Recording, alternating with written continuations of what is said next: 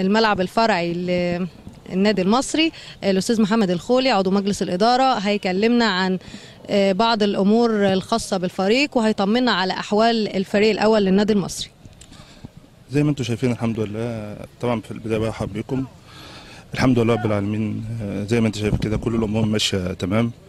الفرقه في الاسبوع الثالث للتجمع بتاعها النهارده. كل شيء الحمد لله ماشي زي ما احنا عاوزين، يمكن احسن شويه كمان. اللعيبه الجديده كلها موجوده.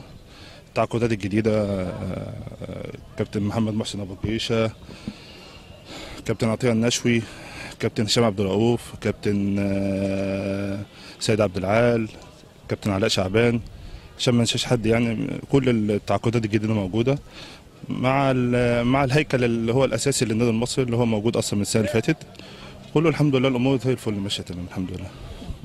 طيب، في سؤال بيدور في ذهن المواطن البورسعيدي، لو في اي وديات تم اقتراحها للعب مع النادي المصري؟ هو ان شاء الله اول وديه هتبقى الخميس الجاي ان شاء الله، هتبقى منتخب اسماعيليه على ملعب المريخ ان شاء الله. ده اول وديه ان شاء الله.